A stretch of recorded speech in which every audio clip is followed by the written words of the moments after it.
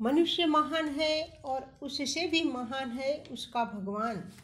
सच कहा जाए तो इस संसार में दो वस्तु बड़ी अद्भुत और महत्वपूर्ण है, एक हमारा परमेश्वर और एक हम स्वयं।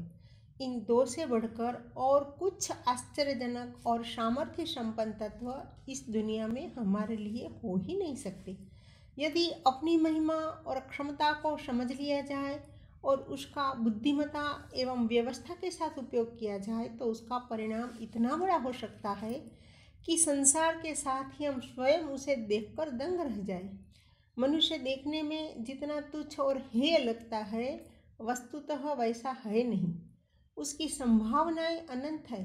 गड़बड़ इतनी भर पड़ जाती है कि वह अपने स्वरूप को समझ ही नहीं पाता और जितना कुछ समझा है उसका सदुपयोग करने के लिए जो प्रचलित ढर्रा बदलना चाहिए उसके लिए मनोबल और भावनात्मक साहस एकत्रित नहीं कर पाता। यदि इस छोटी सी त्रुटि को संभाल सुधार लिया जाए तो उसके अद्भुत विकास की सारी संभावनाएं खुल जाती है। जिस दिशा में भी बढ़ना हो उस पथ के समस्त अवरोध स्वयं हट जाते हैं। देवताओं की चर्चा कहीं सुनी बहुत जाती है पर किसी ने उन्हें देखा नहीं है। यदि दर्शन करने हो तो अपने परिष्कृत स्वरूप में अपने आप का ही दर्शन करना चाहिए। इस छोटे से कलेवर में समस्त देव शक्तियाँ एक ही स्थान पर केंद्रीभूत मिल सकती है। स्थूल, सूक्ष्म और कारण शरीरों में भूहु, भुवः, स्वः, पृथ्वी, पाताल और स्वर्ग तीनों लोक सन्निहित है। ब्रह्मा, विष्णु, रुद्र की तीनों शक्तियाँ इसमें भरी पड़ी है। 10 इंद्रियों में 10 दिक्पाल बसते हैं। मनुष्य जीवन का एक समुद्र है जिसके आसपास शेष, सर्प, सुमेरु, पर्वत, देव, असुर और कच्छप भगवान चिरकाल से विराजमान है और यह प्रतीक्षा कर रहे हैं कि कोई आत्मबल का धनी उनका सदुपयोग करे और इस समुद्र में से रत्न निकाले। समुद्र मंथन की पौराणिक कथा पुरानी हो गई। इस कथानक की पुनरावृत्ति हम में से कोई भी कर सकता है। यदि जीवन संघर्ष और जीवन के सदुपयोग की विधि व्यवस्था और पद्धति समझ में आ जाए। समुद्र मंथन से 14 रत्न निकले थे। हमारे लिए सिद्धियां और विभूतियां 1400 उपहार लेकर सामने प्रस्तुत हो सकती है। सचमुच हम स्वयं एक आश्चर्य है। काश हमने अपने को समझ लिया होता और उसका श्रेष्ठतम उपयोग किया होता, इसका विनियोग समझ पाया होता तो इन परिस्थितियों में कदापि न पड़े होते जिनमें आज पड़े हुए हैं। अपने आप से भी बड़ा आश्चर्य है अपना भगवान। उसके एक विनोद कल्लोल भर का प्रयोजन पूरा करने के लिए यह इतना बड़ा विश्व बनकर खड़ा हो गया जिसकी विशालता की कल्पना तक कर सकना कठिन है। वह अकेला था। उसकी इच्छा अपना विस्तार देखने की, अपने आप में रमण करने की हुई, सो इस इच्छा मात्र से इतने विशाल विश्व का सृजन खड़ा कर दिया। यह तो उसकी इच्छा का चमत्कार हुआ। उसकी सामर्थ्य और क्रिया का परिचय तो प्राप्त करना अभी शेष ही रह गया।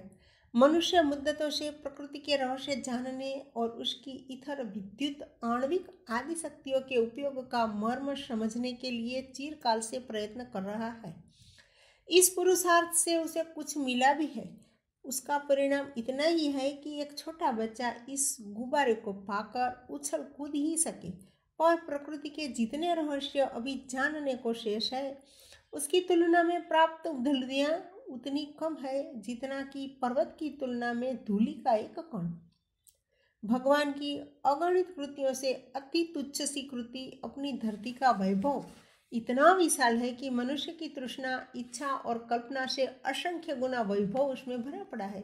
फिर समस्त ब्रह्मांडों से मिलकर बने हुए इस महान सृजन में भरी विभूतियों की बात सोची कैसे जाए। इतने विशाल वैभव से भरे हुए विश्व को एक विनोद उल्लास की तरह बनाने और चलाने वाला परमेश्वर यदि समग्र रूप से मनुष्य की कल्पना में आ सका होता तो कितना सुखद होता। पर कहाँ मनुष्य, कहाँ उसकी कल्पना। इनकी तुच्छता और भगवान की विशालता की आपस में कोई संगति नहीं बैठती। उसका समग्र स्वरूप तो सत्य चितानंद से, सत्यम शिवम सुंदरम से इतना उत्प्रोत है कि उसकी एक बूंद पाकर भी मनुष्य कृतकृत्य हो सकता है। निसंदेह हमारा आपा महान है और निश्चय ही हमारा परमेश्वर अत्यंत ही महान है। इन दोनों के अतिरिक्त एक तीसरा आश्चर्य और शेष रह जाता है।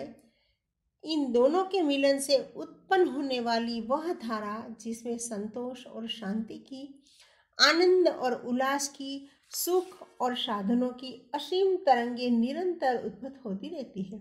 यह जब भी दो श्रेष्ठताएं मिलती है तब उनके सुखद परिणाम ही होते हैं।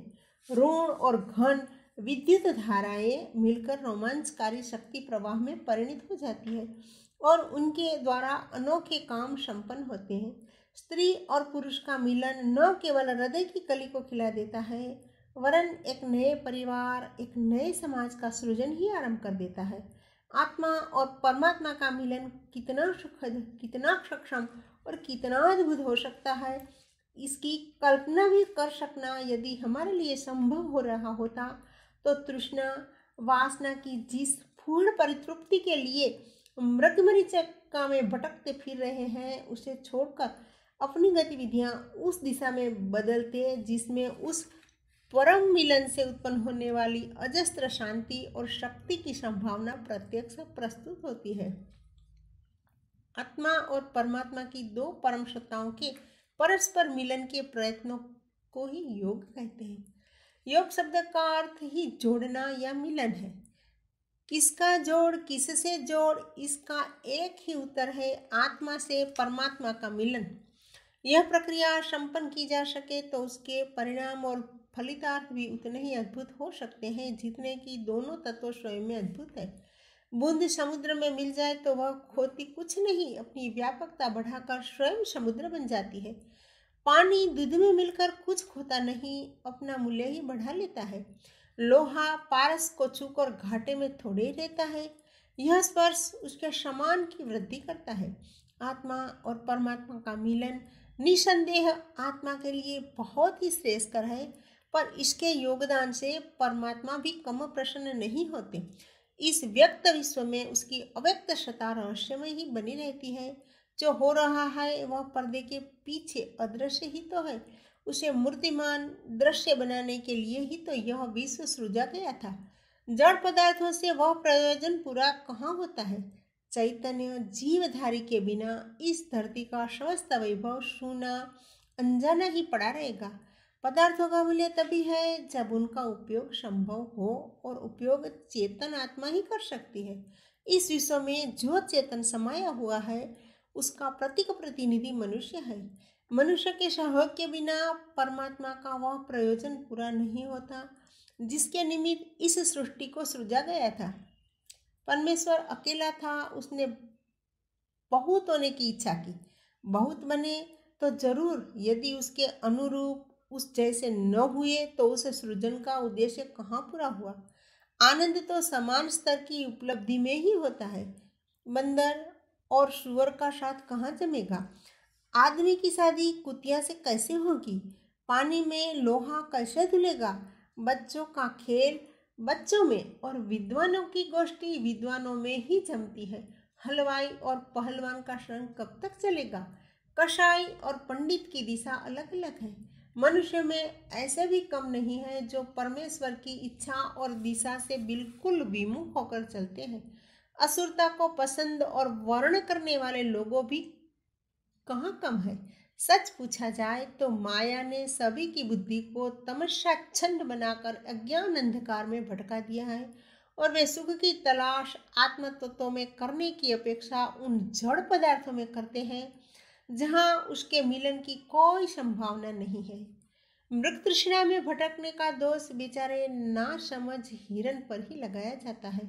वस्तुतः हम सब समझदार कहलाने पर भी ना समझ की भूमिका ही प्रस्तुत कर रहे हैं और आत्मानुभूतियों के द्वार खोलने की अपेक्षा जड़ पदार्थों में सुख पाने वाले बालू के में से तेल निकालने जैसी विडंबनाओं में उलझे पड़े हैं।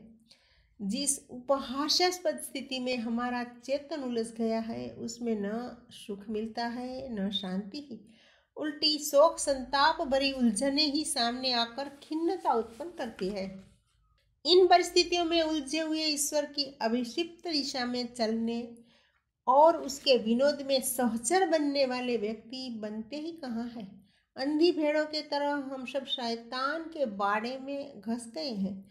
ईश्वर का विनोद प्रयोजन पूरा ही कहाँ हुआ, उसके साथ ही सहचर कहाँ मिले। सृष्टि बनी तो सही, जड़ चेतन भी उपजे, पर भगवान का खेल जिसमें विनोद और उल्लास का निर्जर निरंतर झरना चाहिए था, अवरुद्ध और शुष्क ही रह गया। शैतान ने भगवान का खेल ही बिगाड़ दिया। यह भी एक खेल है, पर वैसा नहीं जैसा कि चाहा गया था।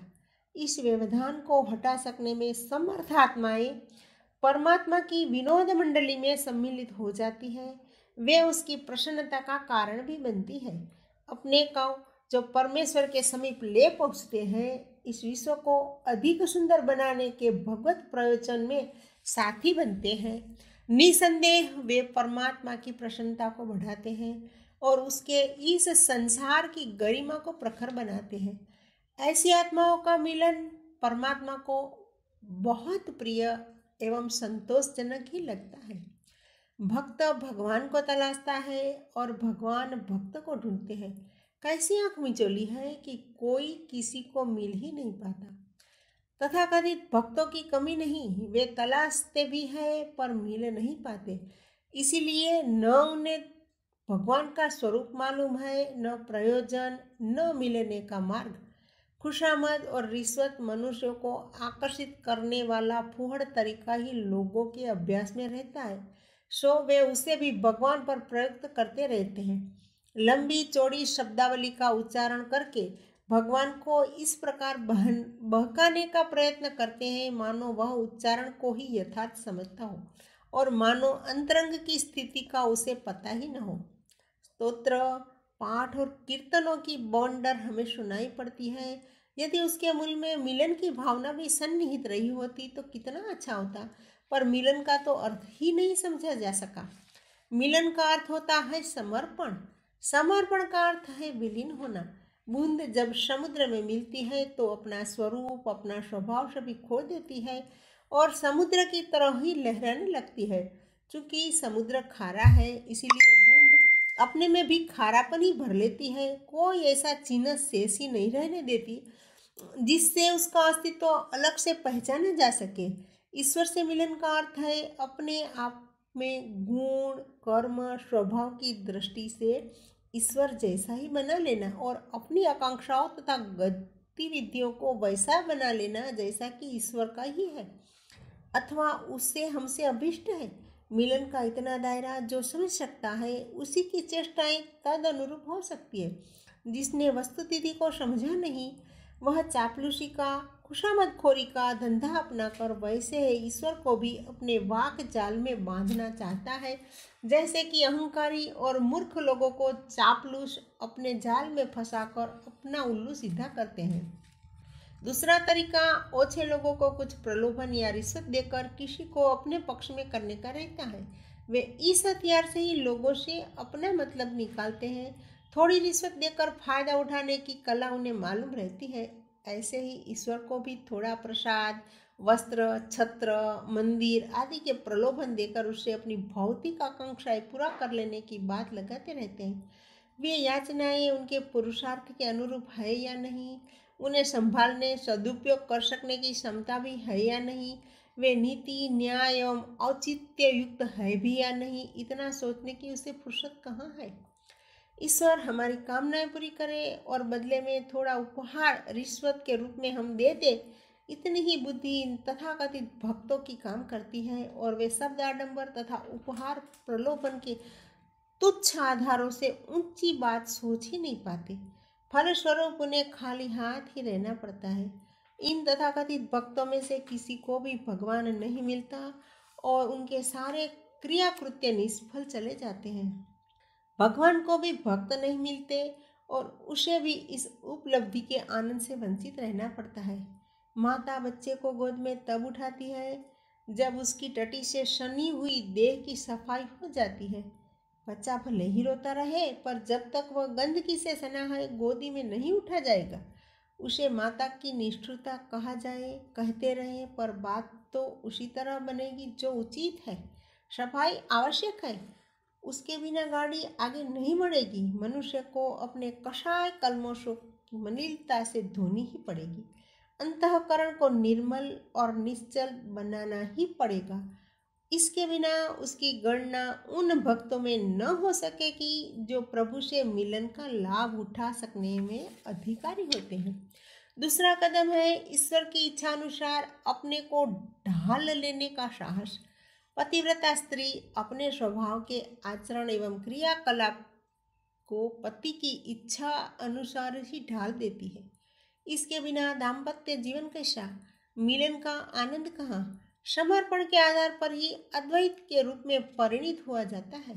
ईश्वर की इच्छा को अपनी इच्छा बनाकर उसके संकेत और निर्देशों को ही अपनी आकांक्षा और क्रिया में जोड़ देना, इसी का नाम ही समर्पण है। मिलन की साधना इसी से पूरी होती है। अपनी इच्छाओं को पूरी करने के लिए ईश्वर के आगे गिड़गिड़ाना और राग नाक रगड़ना, भला यह भी कोई भक्ति है क्या। लोभ और मोह की पूर्ति के लिए दांत निपुरना, भला यह कोई भी प्रार्थना है क्या। इस प्रकार की भक्ति को वेश्यावृत्ति ही कहा जा सकता है।